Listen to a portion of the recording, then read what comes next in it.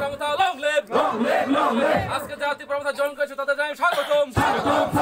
আজকে জাতীয় প্রমথা জয়েন করেছে তাদের জানাই স্বাগতম। Bagra long live Pramatha long live আজকে জাতীয় প্রমথা জয়েন করেছে তাদের জানাই স্বাগতম। আজকে জাতীয় প্রমথা জয়েন করেছে তাদের জানাই স্বাগতম।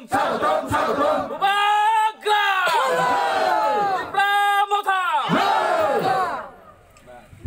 abo ang samana chini west lambu o area o borok DCS party rokta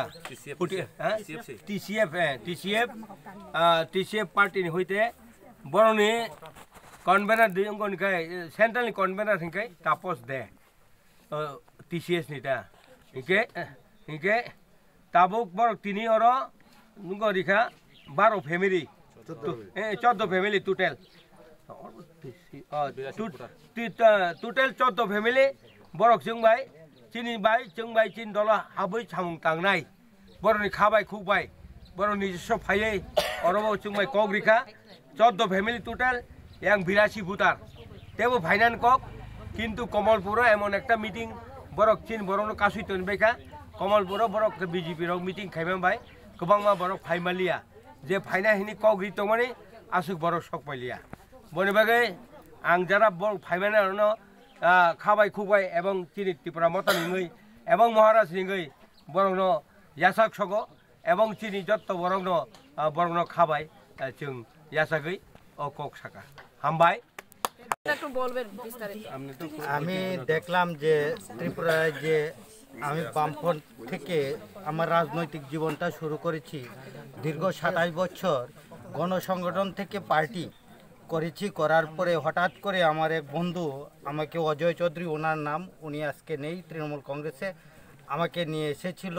সেই তৃণমূল কংগ্রেসে নিয়ে আসার পর থেকে আজকে 14 বছর ধরে আমি তৃণমূল কংগ্রেস করছি।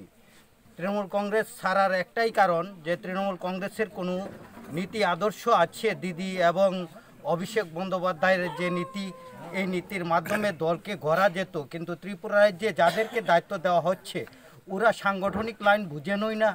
যেমন সাংগঠনিক লাইন না বুঝে ওরা এলোমেলো করছেন, কার শক্তি বৃদ্ধি হয়েছে তাদেরকে নিয়ে ওরা টানাটানি করছেন। সংগঠনের সিনিয়র ব্যক্তিত্ব এবং নবীন ব্যক্তিত্ব ওদের কোনো পরিচয় নেই, সংগঠন সম্বন্ধে কোনো কিছুই ওরা জানেন না।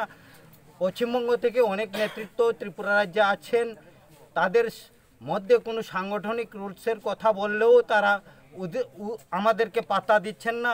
তাই আমি গত 18 নির্বাচনে ক্যান্ডিডেট ছিলাম, তৃণমূল কংগ্রেসের এই কমলপুর কেন্দ্রের ক্যান্ডিডেট ছিলাম এবং রাজ্য কমিটির ভাইস প্রেসিডেন্ট ছিলাম পার্টির। তারপরে এই এখান থেকে সংগঠনের সুবিধার্থে আমাকে ডিস্ট্রিক্ট প্রেসিডেন্ট করেছিল এই কমলপুরে, তারপর আবার ভাইস প্রেসিডেন্ট করেছে